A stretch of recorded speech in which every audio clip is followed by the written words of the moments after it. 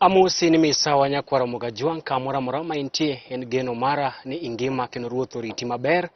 Arwaki machiegni e twak marwa e weche manyien kamudi ochieng' makawuono wadhi mag duond od bura mar KANU chama ya baba na mama kidole kaachiel kod riwruok mag siasa motelo ne yiero maduong' mabiro. Marwaki e chenoni nyinga Chris Owino ka odiochieng' makawuono wan kod mor mogundho mar bedo kod okil Kamalo kama wiye ler kendo jakom kendo jakanyo mar duond od bura mar KANU e pacho kae Kidi Mwaga wuod Migori machiegni e Lolwe TV. Erokamano Chris gi jololwe duto ok akawo thuoloni mar moso nyikwara mogi e konde duto mag piny Luo kiwuok Muron Samba e Kano michop Migori wuotho gik kidhi nyaka Saina gi Ringiti gi Chula Fuangano midhi nyaka Loka Nyadorera amoso uni oyawore uru nyinga Kidi Mwaga anokil gi sani to ane duond od bura mar KANU kama jochama wa osemiya ng'uono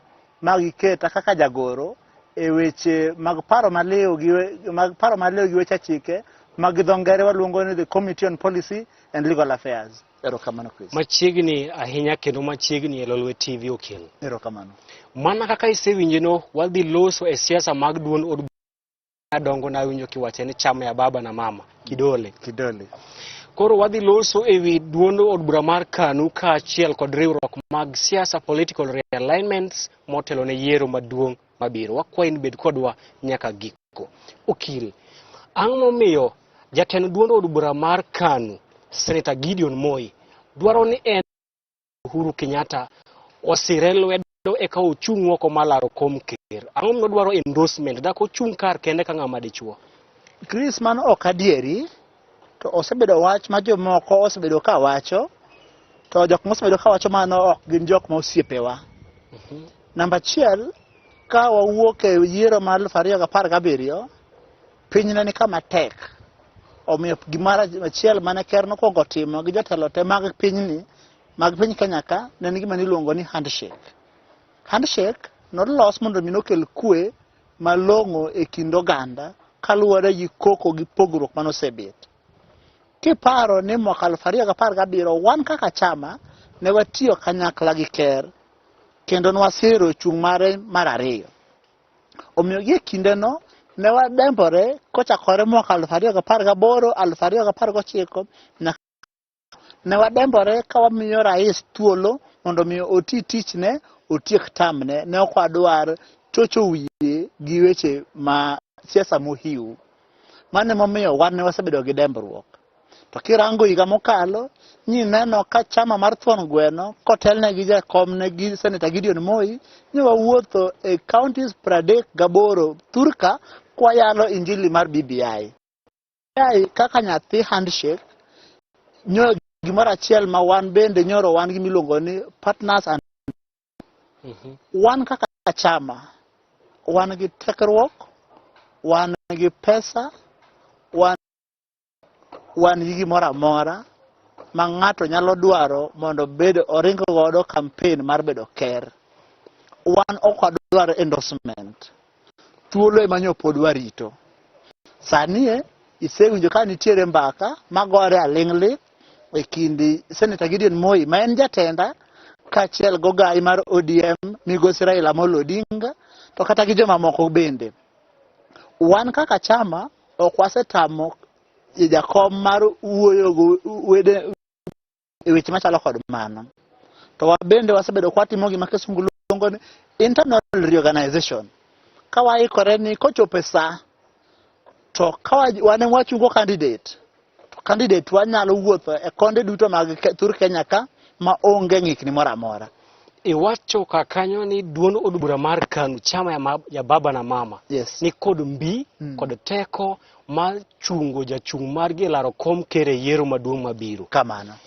Ere ka unyalo wacho ni un kod mbi to kane opedh bill mar BBI bis mapacho kae 47 County Assembly ma jakom KANU Senator Gideon Moi wuoki Baringo ema ne obedo county mokwongo lwaro bill mar BBI. Koke nyalo command county miwuokie ayu ni they command the entire country.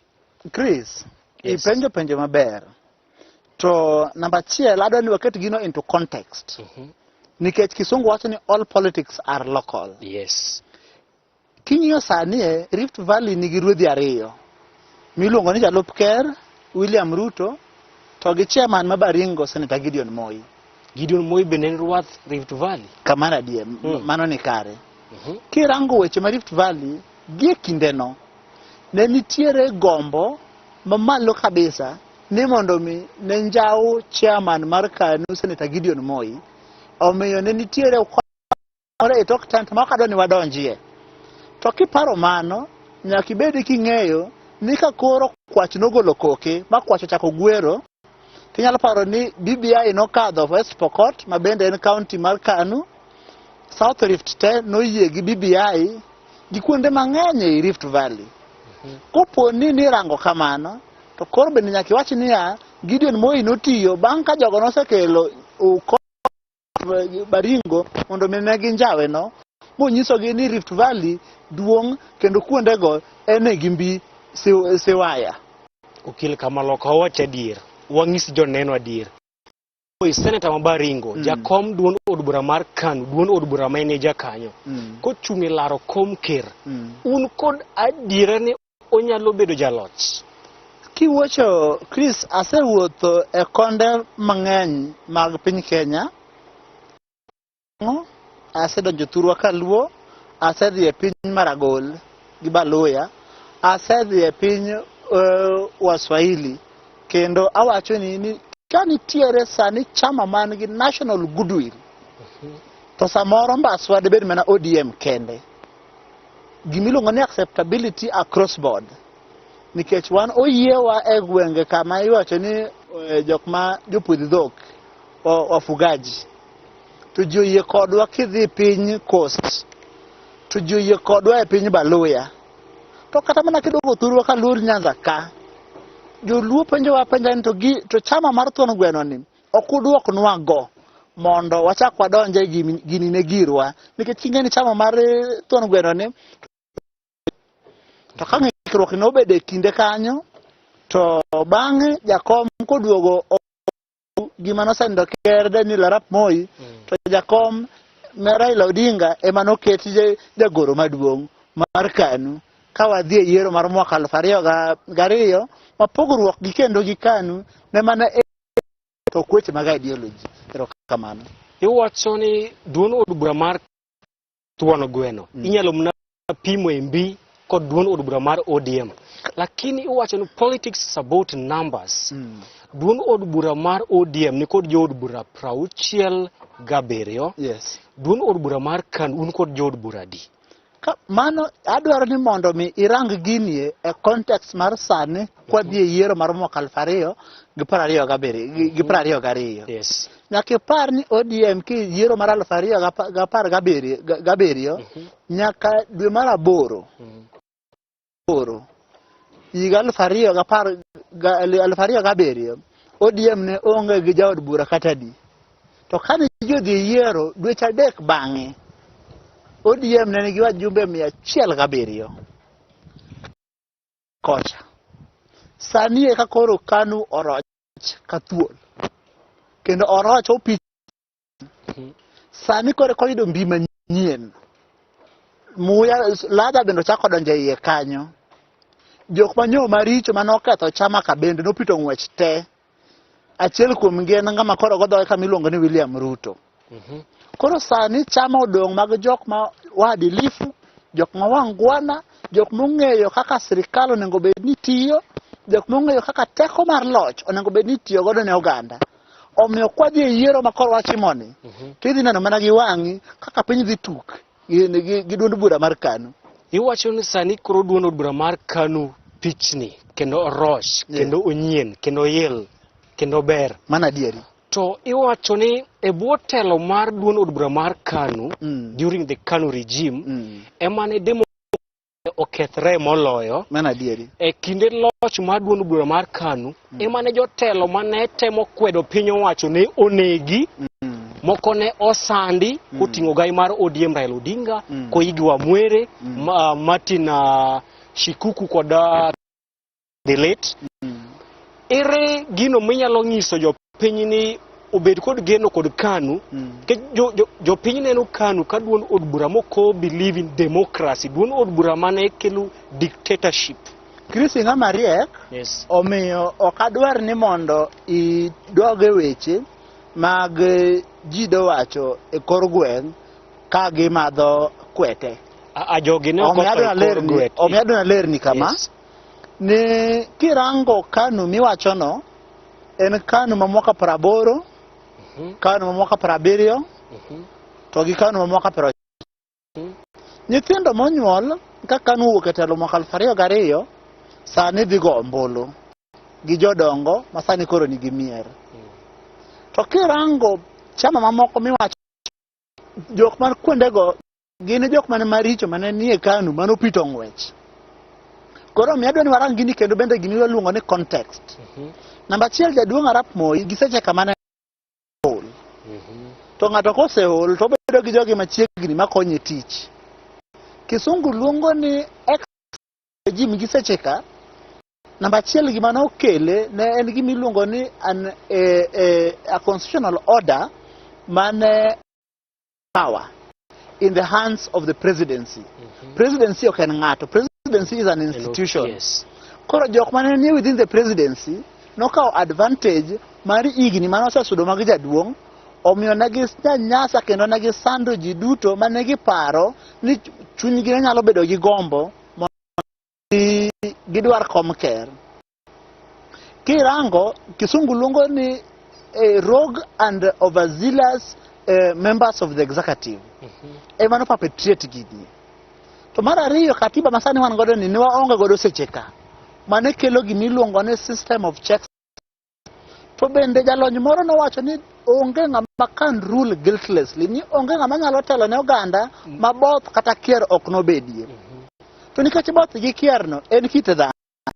Kiranga achiel kuom jok manobedo gi hinyruok malich ahinya e kindeno migosi Raila Amolo Odinga ka norango piny ngima to koni kama ber moingo kuonde duto to mana KANU ka. Omiyo nopito ng'wech manoduoge i KANU manokete jagoro maduong' mar duond bura mar KANU mwaka 2001 mowang'o nyaka bendera mar chama mare maniluongo ni NDP. Mano nyiso ni makosa manobet ne gin mana both kaka mar dhano. Omiyo sani ka koro kama wachope historia no wang'eyo maber kendo wapenjore to ere kaka duond bura modhi mobedo e sirikal nyalo bedo gi tekruok malich machalo kama kaeto jok momi thuolo mondo mi otel nyalo bayo yo malich kama makar mondo mi gikel ber to gikel ne mana ji rach. Mano ok en gima nie KANU kende, en kata mana e duond buche mamoko. Kirango duond bura karo kawacho kaka mar ambaso ma ODM ok osebedo ni koro ne ober kama laika, ng'ikni osebede. Kirango Jubilee ng'ikni osebede. Omiyo sani waserango mano mwaneno kama koth nogowa godo. Sani koro thuolo duogo. Waduogo kuom jo Kenya. Wawacho ne jothurwa ni donge koro kinde okayo mondo mi koro umi duond bura man gi lony mar arieya e weche kaka piny onengo ta thuolo mondo chako tau maber nikech kindego be nyaka ipach ne jo Kenya ni kwe mane nitie thurka en kwe ma ok nyal pim gi piny moro amora. Pinje molworo waka serikal okinyi godhiambo to KANU no kende manorito pi thurwa ka ma weche mag loko loch gagoko ok nobetie. Erokamano. Koro ilose maler. Koro ne rowere manonyuol e higa mar 2000, the millennials. Yeah, the millennials, very good. Gikia maybe historia mar KANU. Yes. Ere agenda ama gima duond bura mar KANU ochung'ne minyalo nyiso rowere makia historia kod manifesto mar KANU. KANU ochung'ne ang'o? KANU namba 1 kama sani wachope. Chandruok machando thurwa ka en chandruok mar yuto. Chandruok machielo en chandruok miluongo ni national ni kido mar oganda values. Wan kaka chama namba 1 wadwar ni wachung'ne gima wachung'ne peace, love and unity. Wachung'ne kwe, hera gi makruok mar oganda. Namba 2 wadwar ni mondo mi wari engineer the economic model mar thurwa ka mondo mi wabedo go sani ni ma ji tieko sikul to higni 5-6-7 kisetieko university pod kama ng'ato chwe lwete onge chandruok ma nyaka watieki. Jomoko wacho ni gin ka gibedo gi sirikal to gidwa tero sirikal, gidwa kelo uchumi maka sienda ng'iyo malo. Bottom up approach. Yes. Wawacho ni bottom up approach ni kaka giwache en eyo ma ok inyal lero to be ok inyal pimo. Gimomiyo ok inyal lero kendo ok inyal pimo. An economy grow nikech weche adek. Uses what the investment on its infrastructure and the investment on its people. Jok mawacho ni gidwa kelo bottom up approach gi en ni higni 7, higni 8, sani koro higa 10 gisebedo gi tekruok mamalo moingo namba 2 mamalo moingo ng'ata ng'ata. The second most powerful office. Maniloso kuom jalup ker William Ruto. Erokamano. To kirango the investment they have done in our political infrastructure, tidong mana kimako wiyi. Nikech namba 1, kirango productivity, chaki kama gie Rift Valley. Rift Valley manyo food basket, kama nyo machimo nyo ae turuaka. Gima na ikuwa ngitimo, negitere fake fertilizer. Mbolea magushi. Mbolea no ka nodhi wango bando muti kote Rift Valley. Jomage manotero bandia mbolea mabandia. Ok sirikal mane nitiere mane namba 2. Sirikal motingo kanyakla ker Uhuru Kenyatta kod William Ruto. To kiparo ni ng'amane sirikal maruto notele ne ok onego bed ni gima kamano ne timore ne Rift Valley kane entiere. Jubilee Hotel ne kod jatend piny owacho Uhuru Kenyatta wakili. Gima temo wacho en niya, wan kaka KANU ka wabiro ni productivity in the counties, ordinary people can make investments and they can reap the sweat, the benefit, the harvest of their sweat. Okwadwa keto ji gi siasa ma nyap ma ok nyal konyo jowa. Gimomiyo wacho ni en siasa ma ok nyal konyo jowa nikech kanyo mi telo ma kendo nyaka cabinet ni negotiate. Ang'o momiyo nyo ithiro productivity e gwenge mi ae instead of jiwo that productivity. Nikech kata kirango the cost of doing business, kawuono ka in 100,000 kidwa timo namba 1 20% sirikal kuongo muonyo ndap nyama. Giteko manyo en godo kata mana mar deputy president giwa bunge tanda uoya. Nolokruok maber e weche kata mag timo ohala turka. Timo ohala sani tek makirango jomatindo matimo ohala gin gi chandruok ma kaka gitimre onge. Mago weche mowacho ni wan kaka sirikal mabiro ka wadonjo. Wabiro hakikisha ni jomatindo nyalo timo ohala e yo mayot, e yo ma ok kelnegi chandruok, to e yo makelonegi ber e ngufu ng'at moro amora moyie mondo ti gi ngufune. Achiel kuom achiedh nadi makwako pacho kae en ukabila. Pogruok mar dhoudi. Ere kaka duond od bura mar KANU nadi ni mar neno ni giriwo oganda mapacho kae kanyakla. Erokamano Chris. Kirango sani en ni namba 1 kirango stronghold mar KANU. Okwarang stronghold mar KANU kaka Kalenjin. But kirango stronghold kama KANU nigi support polich moingo kamora mora gin jomatindo. Jomatindo jok Kalenjin. Jomatindo jok Joluo. Jomatindo jok Wakamba. Jomatindo gin gin jomatindo mowuok Migori, michop Mombasa, michop Loitoktok, midhi nyaka malo todo Nyang'. Ma wigi ler mawacho ni weche mag bottom up gi to okoriere malong'o kendo ok wane ka gin gima wanyalo mako. Nikech iwacho ni nyisa kiti mondo anyisi ng'ama in. Jok maluongore ni hustlers go gima waseneno kuomgi en mana yako en mana achaya monyiso jotelo mamoko en ago kor omiyo kanyo jomatindo pok onene gima long'o. To gin gi jok moko 2 3 miluongo ni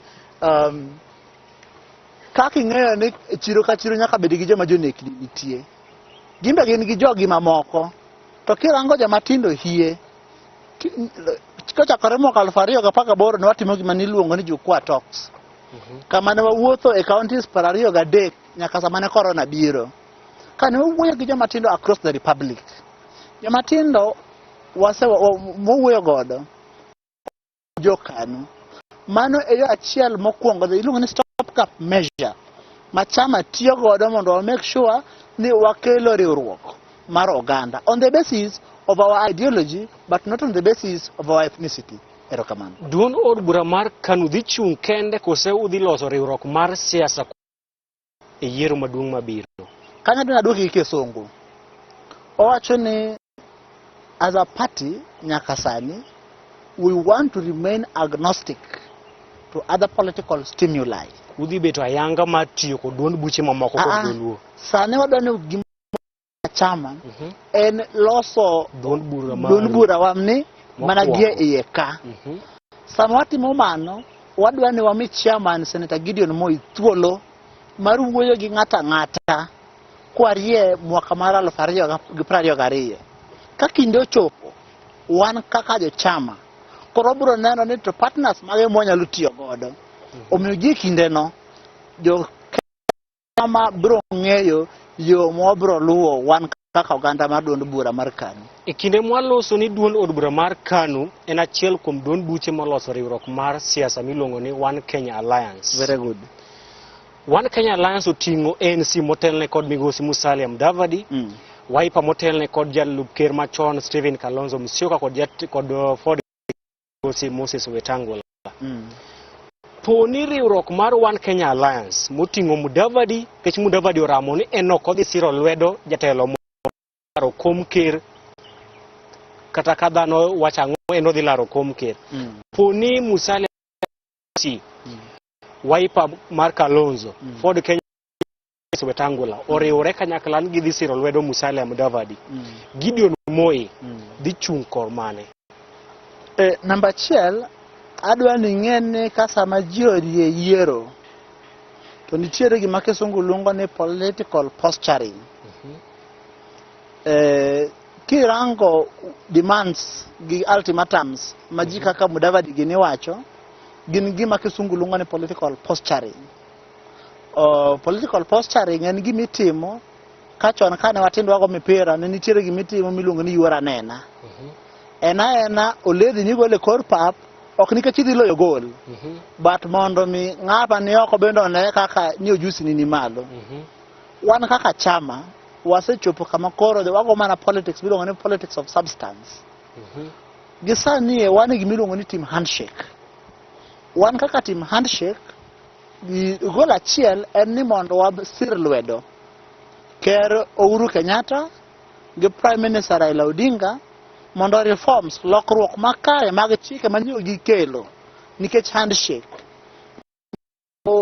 igni abich ma waneno gi mondo mi kik wa draw back wa claw back on those gains but instead wa build on those gains. Mano miyo kwa dhi yiero mar 2022 wan obro manago politics of substance. Omiyo kasa ochopo kwa tiyo kanyakla gi the principles nikech wasebedo partners kanyakla. Nyakipar ne wan na wasani gimiluongo ni post coalition agreement makanya kama ne wayiere nyaka majority leader Senator Pogishio kwa duond bura mar KANU makoro telo ne Senate. Gimoro achiel en ni kasa ochopo wabro timo yiero marwa ma ok warango ultimatums ma third parties miyowa kata miyo joma moko. In politics okinyal rule out tiyo kod jatelo moro. Nitiere thuolo mar ni mar KANU Senator Gideon Moi nyalo tiyo kanyakla kod jalup ker William Ruto e yiero maduong' mabiro. Is there a possibility? Nyaka sani to kirango pogruok mar paro, difference in ideology and approach to leadership and politics. To pogruok no the schism, gima Kisungu luongo ni schism, pogruok no duong' kabisa ma igni dweche 13 modongo gi debeni mondo mi pogruok no riw gimoro achiel biro dwaro malaika ma e polo. Koro gisani to okane. But then in politics you can't rule out anything. Kenya kasani aduna wachi ni okane ka chairman mar duond bura mar KANU migosi Gideon Moi katiyo kanyakla gi William Ruto. Okine. Yeah. To onyo but in politics you never know. Yes. Yes. Odong na dweche 13 kende to wadhi e yiero maduong' mabiro. Un ka duond od bura mar KANU ang'o ma utimo mar neno ni e yiero maduong' mabiro uyudo jo od bura mathoth, governors kod senators kipimo kod sani? Number 1 sani duond bura mar KANU timo gimiluongo ni branch reactivation. Gimiluongo ni branch nyaka bed gi jo duond bura 1000.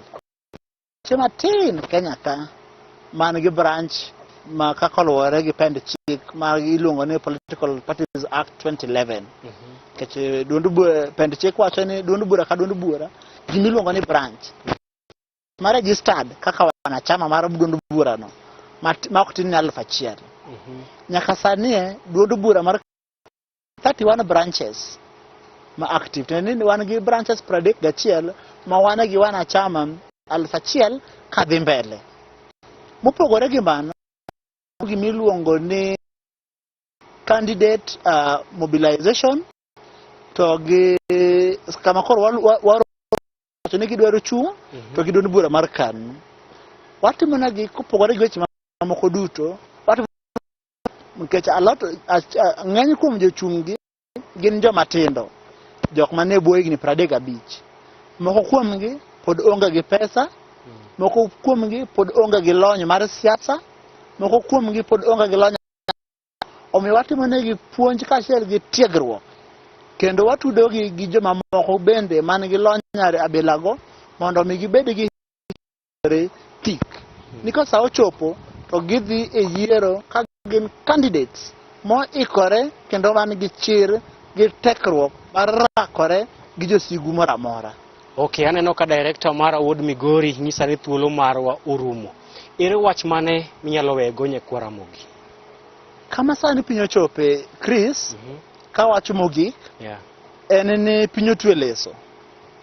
Kendo jokanyanam mana kaka jokanya mamoko chunygi penjore ni to ere marwa kaka oganda nyikwara mogi ajwang'. Nyadidek wasesero nyako miluongo ni kom kerne, nyadidek oseyombowa. Koro ere ka mwakani wadhi yude kendo ndalo mang'eny nyo waseng'eyo ni wan nyo wadong' gi lisasi achiel kaka oganda. To Nyasaye ma jares jini ere ochako resowa. Jakom ne wacho ni kod magazine. Koro sani risasi wa manyo norumocha ofwenyo ni kare nyo wan e kiroho nyo wan gi lisasi mamoko ma koro sani luongo ni magazine. Kwa dhi weche makaluo kasa ochopo to waburo neno kaka watimo. Kochopo piny ka dada ne akwa oganda wa ni cham duond bura mar KANU osebiro. Omiyo kidwa chung to pinyu bari ndasi. Kikibed gi luoro ndatimra nade to chambwa ne to weche ne samoro jagondre. Donje duond bura mar KANU mondo wachak wuodhni chon. Mondo kasa ochope wang'e to iri aria kuom jopiny tir kiwacho negi ni ando to kochopo piny ka konya uru mana gi duond bura na mar KANU ni. Ero kamano nyikwara mogi ajwang'. Ero kamano wakili Kidimwaga kuom biro e Lolwe TV kendo twak kod nyikwara mogi. Ero kamano. Ka thuolo yudre kendo wabiro luongi mondo imed twak kod nyikwara mogi. Ero kamano. Nyakwara mogi mana kiwinjino odiochieng' ma kawuono ne watwak kod okil Kamaloka Kidimwaga Award Migori mabende en jakanyo mar duond od bura mar KANU kama ne waloso ewi siasa motenore kod duond od bura mar KANU. Mano bende makelo e giko ka ruoth oriti kendo rito to rom kendo odiochieng' machielo. Oriti masani nyinga Chris Owino.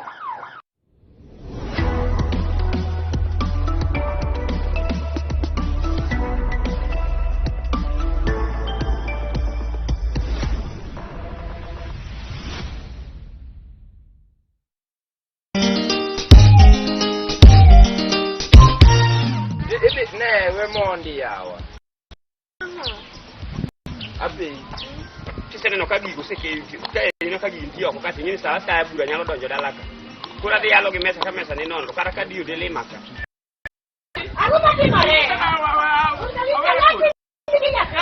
Sokte noi. Okan wetu baba ngoti more bibiro ki gere. DJ manye go ko gi nyingi cha. We bonjo ko dango. Di bonjo ko dango. Ango mi bonjo ko. Iwinjo. Separe ko kudi. Wane manyu te minora we mako na dako bila. Atok ni sewe. We ane matino. We yo nen mari. Nyae duok mirima pinyo mejo.